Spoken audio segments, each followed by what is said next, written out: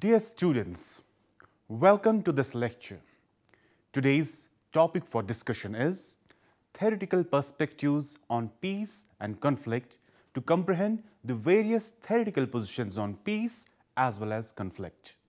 The main objectives of today's lecture are to understand the meaning of theory and its various elements, to know the common understanding of the concept of peace, to have look on various theoretical perspectives on peace, and to have look on theoretical perspectives on conflict. Dear students, let's start with the introduction to know what we mean by the theory and its main elements.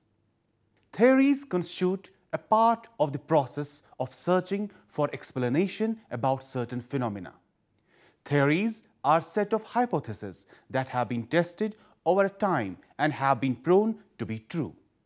On the basis of tested hypotheses, we make generalizations.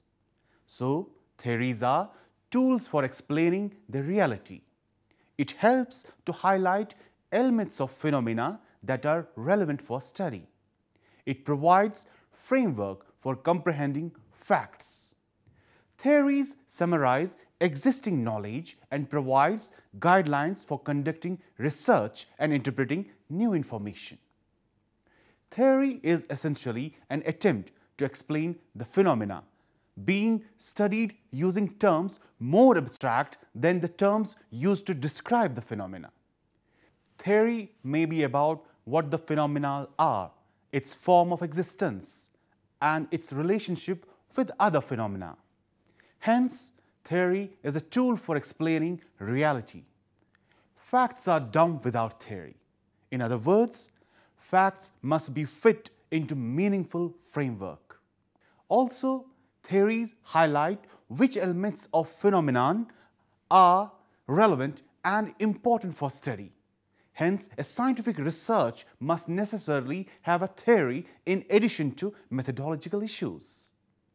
Peace and conflict studies involve an attempt to understand, explain, and predict conditions for peace, the nature, causes, onset, and dynamics of conflict, how to resolve conflict, and build sustainable peace, amongst other things.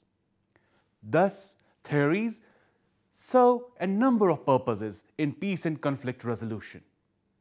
It links the philosophical foundations and epistemology to empirical data. It's critical to explain empirical data, a tool for explaining reality. In addition, it helps peace and conflict researchers to summarize and comprehend the facts about the phenomena. Dear students, some of the elements of theory are: number one, assumptions. These are statements that reflect the major argument about phenomenon of the interest. They are the foundations of theory, that is, the underlying structure on which other elements are based. Number second, concepts. These are the abstract words representing or describing a concrete phenomenon. For example, some of the concepts in peace and conflict resolution include peace, conflict, violence, non-violence, and justice. Number third, proponents. These are the scholars who have identified with and worked on the assumptions of the theory. And last, critique. No theory is universally applicable, hence every theory has shortfalls that vary from one issue area to another. Dear students, before discussing the various theoretical positions on peace, let's see first how the word peace is understood in our day-to-day conversations. Peace, like many theoretical terms, is difficult to define. Like happiness, harmony, justice, and freedom, peace is something we often recognize by its absence. Consequently, John Galton, a founder of peace studies and peace research, has, among other things, proposed the important distinction between positive and negative peace. Positive peace denotes the simultaneous presence of many desirable states of mind and society, such as harmony, justice and equity. While as negative peace has historically denoted the absence of war and other forms of large-scale violent human conflict. Many philosophical, religious and cultural traditions have referred to peace in its positive sense. For example, in Chinese, the word happening denotes the world peace or peace among nations, while as the word an and mingxi denote inner peace, a tranquil and harmonious state of mind.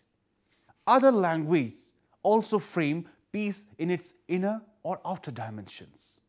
The English lexicon is rich in its supply of the term that refer to peace. In Webster's Third New International Dictionary, for example, peace is initially defined as freedom from civil clamor and confusion, and positively as state of public quiet. This denotes negative and positive peace in their political or outer sense. Webster proceeds further to define peace positively as state of security or order within a community provided for any law, custom or public opinion. In some cases, the word peace has an undesirable connotation. The Roman writer Tacitus spoke of making a desert and calling it peace, unwanted place of sterility and emptiness.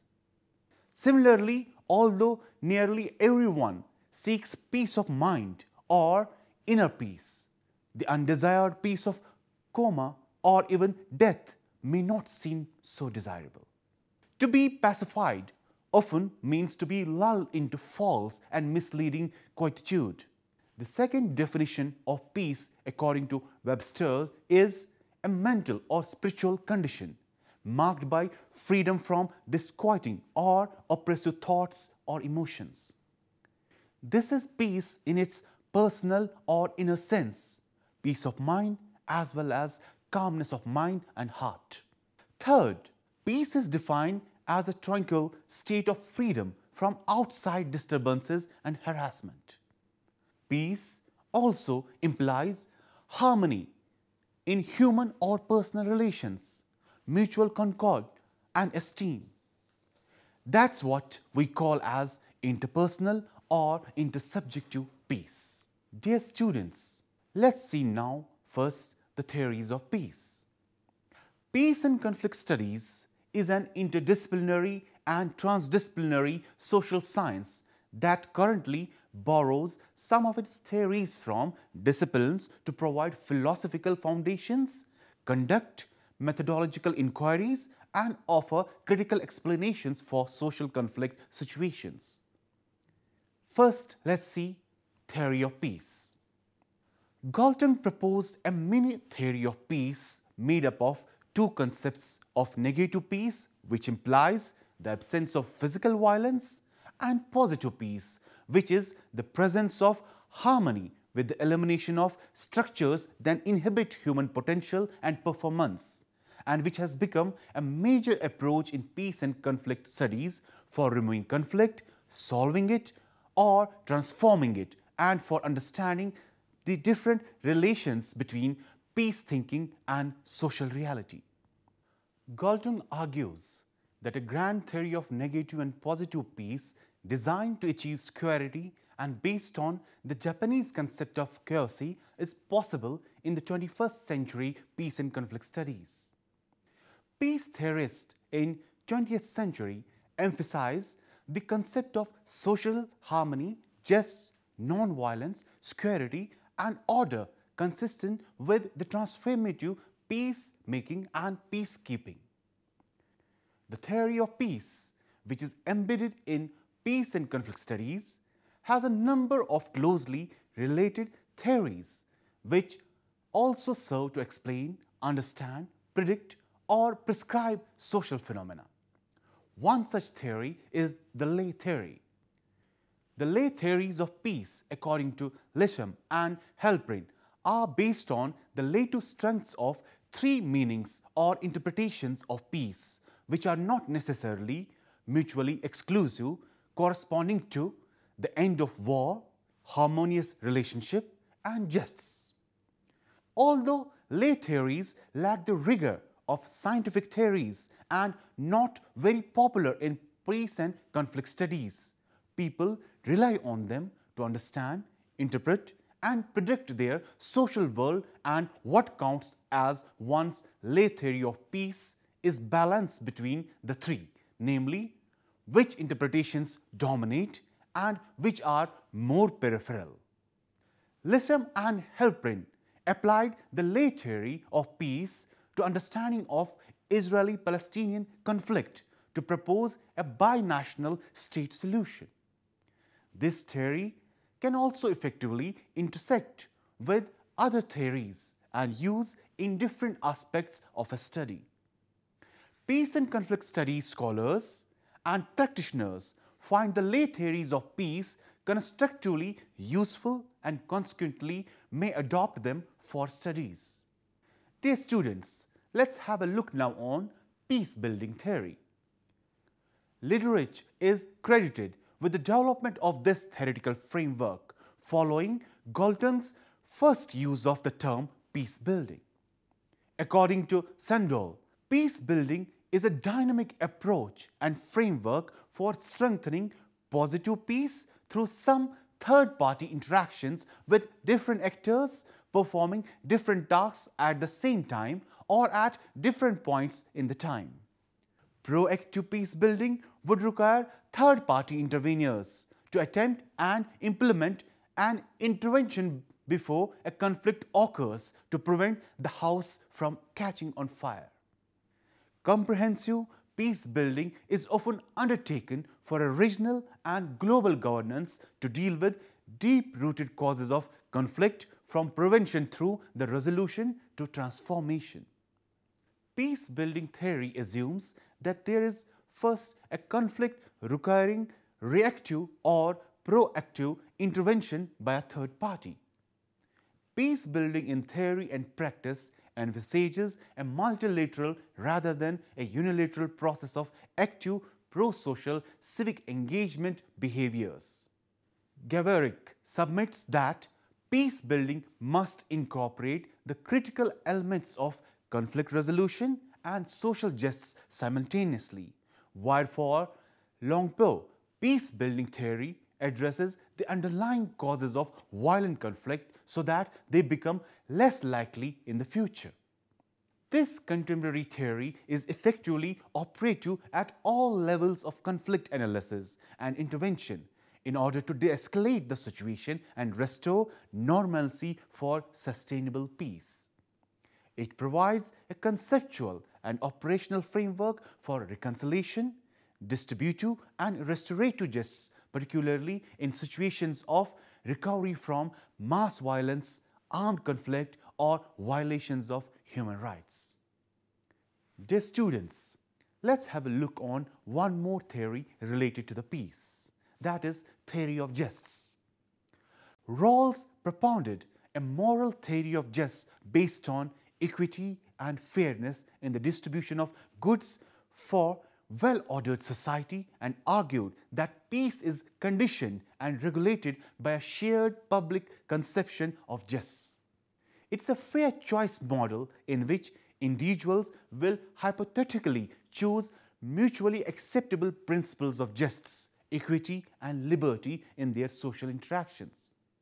According to Rawls, the theory is a non-utilitarian justification for a democratic political order characterized by fairness, equality and individual rights as first propounded by early social contract theorists. Rawls maintains that a theory of justice is based on the existence of equal rights of individuals to basic liberties, equal opportunities, and in which the concept of egalitarian society and specific political arrangements are important in the practical application and understanding of social democracies and social justice frameworks derived from it. Rawls' theory of justice, according to Datta, asserts that a good society is characterized by a number of virtues, of which justice is first, and the foundation of social structure upon which all political legislative decisions should be designed to fulfill its requirements. Peace and conflict studies and legal scholars find convergence in the theory for its distributive, retributive, and restorative justice conceptual frameworks. Dear students, apart from theories of peace, let's have a look on the understanding of theoretical positions on the causes of conflict. The nature, causes, and impact of conflict have been extensively written by scholars. Depending on the school of thought to which they represent, such explanations have tended to place a lot of emphasis on a particular or a set of related theories, while diminishing the importance or explanatory relevance of other competing theories, the conditions under which these conflicts occur, and sometimes the conditions for their resolution. Let's explain these theories now. Number 1. Conflict theory. This was propounded by Karl Marx with the idea of materially based social classes engaged in a class struggle and competition over scarce resources with resulting inequality and conflict, and found in every society. This is dominant theoretical framework for scholarly understanding of social conflict, cohesion, and consent in modern society. So, according to this theory, society is divided into classes. There are two major classes in society: ruling class and middle class. The relationship between two classes is manifested through economic and political struggles. It also assumes that competition between two classes in society can be a major source of conflict. Ruling class, which are less in number, are engaged in exploitative activities to sustain their higher positions in the society. It leads to conflict. Later strands of the theory now look at other dimensions to analyze and explain a wide range of social phenomena, including wars, revolutions, poverty, structural inequality, discrimination, and domestic violence. Galtung maintains that a correlation exists between the two elements of conflict, and such that they exist in balance to produce harmony, or one predominating to produce disharmony. The theory is relevant in the study and understanding of ethnic conflicts, religious wars, terrorist activities, and how to manage and resolve them. Now, number 2, let's look at biological theory. Drawing from the Hobbesian state of nature from the theory of social contract, it argues that human beings are naturally selfish and self-interest, and everything is done so that human goals are satisfied. Biological theory has given rise to what may be referred to as the innate theory of conflict, which contends that conflict is innate in all social interactions and among all animals, including human beings. It argues that human beings are animals, though a higher species of animals, and would fight naturally over things they cherish. It assumes that human nature is transferred from one generation to another. The thinking is that since our ancestors were instinctively violent beings, and since we evolved from them, we too must bear destructive impulses in our generic makeup. Further alienation to biological theories are shown in the difference between expected need satisfaction and actual need satisfaction. While expectation does not mean attainment, the tendency is for people to confront those they hold responsible for frustrating their ambition. To emphasize on biological theory, Sigmund Freud believed that every human being has two instincts: death instinct and the life instinct. According to him, the inward death instincts result in self-destruction or suicide, and outward death instinct results in aggression or war. Similarly, he points out the inward life instincts are survival instincts, but the outward instincts lead to social peace. Dear students, let's have now look on psychosocial theory. The theory looks at how the human beings respond to the surrounding environment. It's based on the assumption that human brain is able to respond equally to manipulations for aggression and peace. For instance, the people who are basically believing in peace can be pushed to violence by social and political phenomena happening in the environment.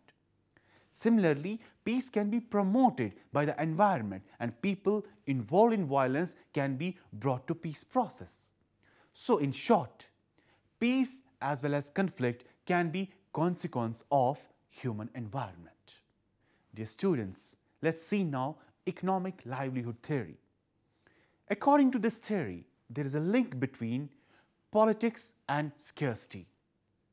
Paul Collier is major proponent of this theory. Politics here means power, how the decisions of people are in your favor and how the resources are accessed. So people are engaged in power politics and struggle for resources to avoid for being the victims of scarcity. So as for this theory, there is competition over power and resources such as land, water, minerals, etc., which often leads to conflict. There is a strong assumption that economic competition encourages violence. In contrast, if people have equal access to resources, the propensity of violence reduces. According to this theory, the economic conditions leads to two conditions. Number one, greed, that is interest in profit from primary commodities, and number second, grievance, that is rebellion. If people are constantly in competition, they turn to be greedy.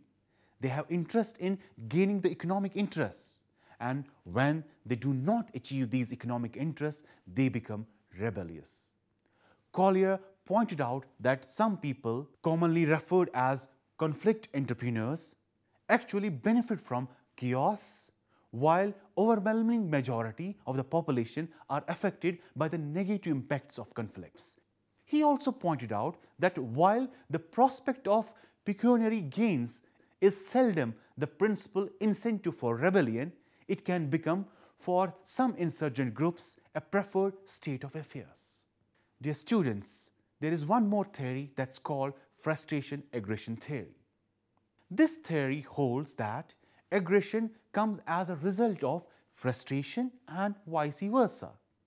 Frustration in this sense is an event which is observable conditions.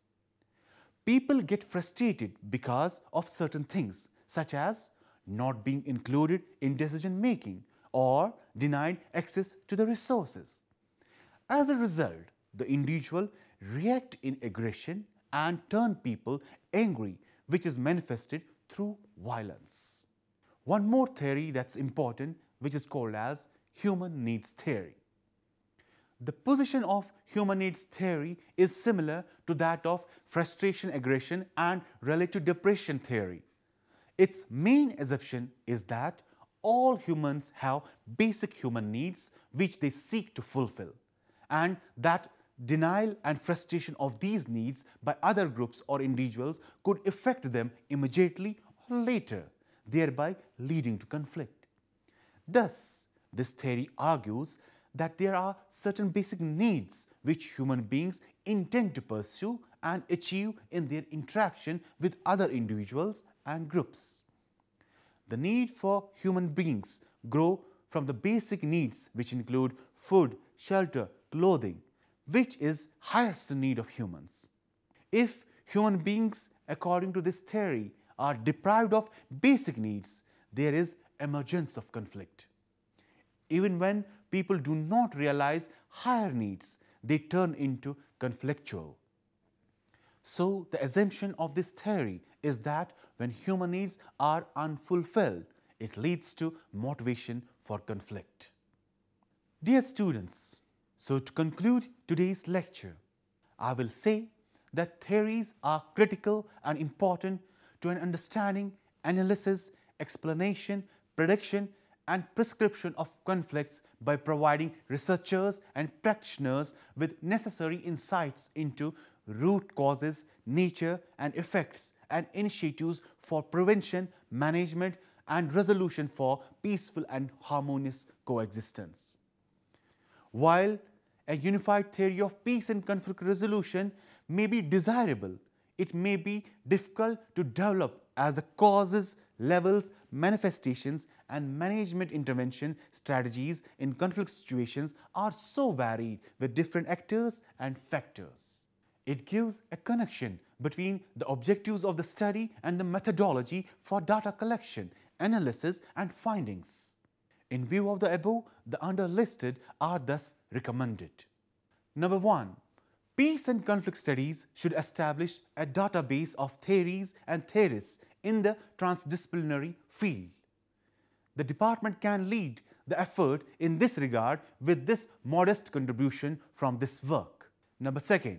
It's recommended that every academic writing should incorporate at least a theoretical framework from the field as a basis of measuring rigor in teaching and research and avoiding a disconnect from methodological foundations of scientific nature of peace and conflict studies as an applied social science. This will no doubt incentivize theory building in the field. Number 3, the study recommends that researchers and practitioners build on it for growth and development of peace and conflict studies. Dear students, this was all about today's lecture. I hope you enjoyed the lecture. Thank you.